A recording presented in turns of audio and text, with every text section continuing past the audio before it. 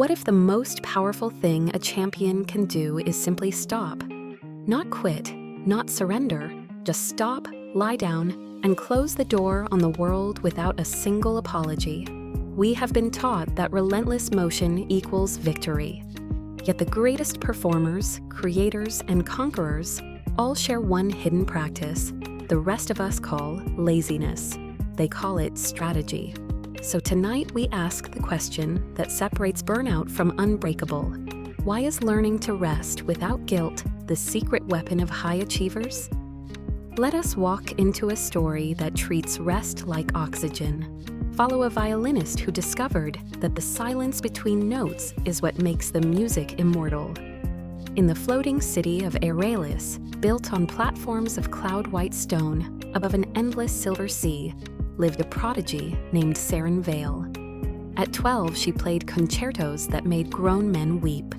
At 16, the Royal Orchestra begged her to become their youngest ever concertmaster.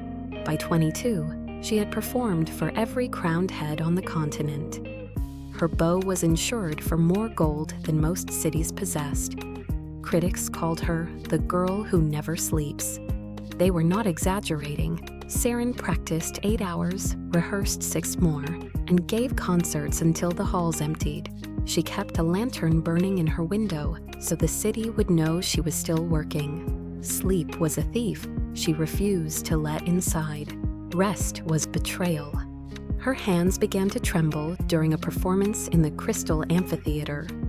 A single wrong note rang out like a gunshot across 10,000 seats.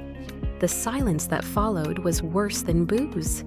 That night, she smashed her violin against the dressing room mirror. Shards of wood and glass rained like frozen tears. She stared at the blood on her fingers and finally admitted the truth. She was breaking faster than any applause could repair her. The royal physician gave her an ultimatum: 6 months of complete silence or she would never play again. Serin laughed until she cried. 6 months without music felt like 6 lifetimes without air.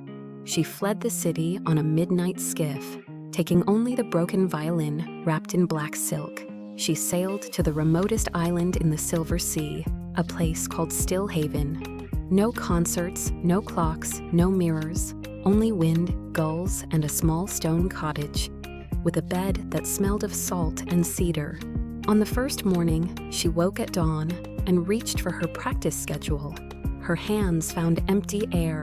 Panic rose like bile. She ran to the shore and screamed at the horizon until her throat bled. Then she collapsed on the sand and slept for 16 hours straight. When she woke, the sun was setting and guilt sat on her chest like a stone. She had wasted an entire day. The second day, she tried to practice fingerings on an imaginary violin. Her muscles cramped within minutes. The third day, she walked the island until her legs gave out. The fourth day, she simply sat on the rocks and watched the tide argue with itself. On the 7th day, something terrifying happened. Nothing, no schedule, no audience, no proof she was still exceptional. She waited for the terror to crush her. Instead, a strange softness crept in, like the first warm day after winter. She slept again, this time without fighting it. Weeks became months. Serin's hands lost their calluses. Her hair grew wild with salt. She stopped counting days and started noticing tides. She woke when her body asked, ate when hungry, walked when restless. At first, guilt arrived every morning like a debt collector. She argued with it, cursed it, tried to outrun it along the shore. Then one dawn, she simply opened the door and let guilt inside. She offered it tea. She asked what it wanted. Guilt had no answer. It only knew how to accuse. So she sat with it in silence until it grew bored and left. After that, guilt visited less often. She began to hear things she had never had space for. The way gulls argue before a storm. The exact moment the wind changes direction. The soft click inside her own chest when a thought finally settled. One evening, she unwrapped the broken violin. She had carried it like a corpse. Now she laid the pieces on the table and studied them without panic. The wood was still beautiful. The strings still held memory. She did not try to fix it. She simply let it rest beside her while she rested too. On the 100th day, a fishing boat appeared on the horizon. It was the first human vessel she had seen in 3 months. The sailor brought a letter sealed with the Royal Orchestra's crest. They were premiering a new symphony in her honor and begged her return. Serin read the letter by firelight, heart racing with old hunger. She walked to the shore and watched the boat rock on the waves. Then she did something that shocked even herself.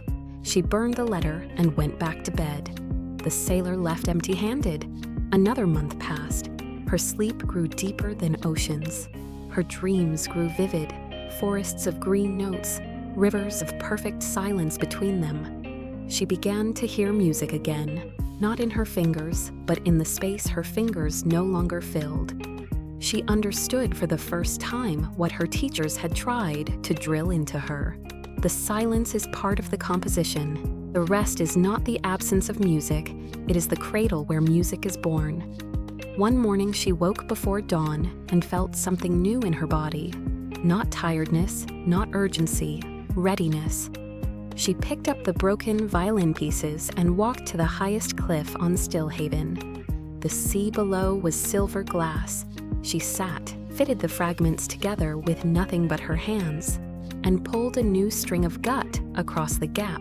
She did not tune it perfectly. She simply drew the bow across it once.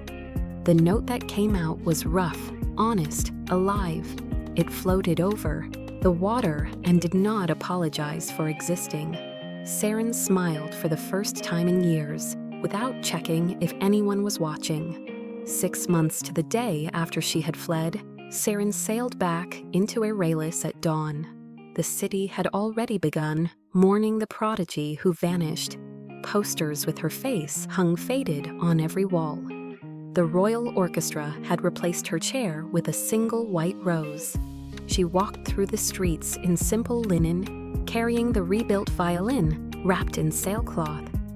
No one recognized the barefoot woman with sun-bleached hair and quiet eyes. She climbed the marble steps of the grand conservatory as the morning bells rang 8. The hall was packed for a memorial concert in her memory. 10,000 people rose in respectful silence as the conductor lifted his baton for a requiem. Serin stepped onto the stage unannounced. The conductor froze. Gasps rippled outward like rings on water. She placed the rough wooden violin against her chin, lifted the bow, and began to play. No sheet music, no accompaniment, only one long phrase that started where sound ends and silence begins. She played the months of rest, the gulls, the tide, the guilt that finally left.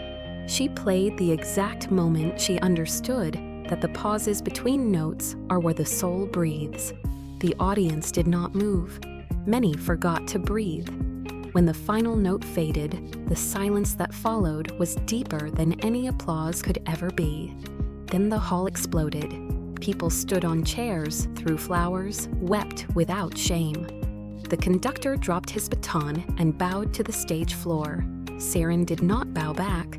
She simply smiled, laid the violin on the empty chair with a white rose, and walked out the way she came. She never performed in public again. Instead, she opened a small school on the cliffs of Stillhaven. Students came from every kingdom, not to learn speed, but to learn space. She taught them the rest protocol that saved her life and made her immortal. Here is the exact system she gave them, the one high achievers have used for centuries and never admit.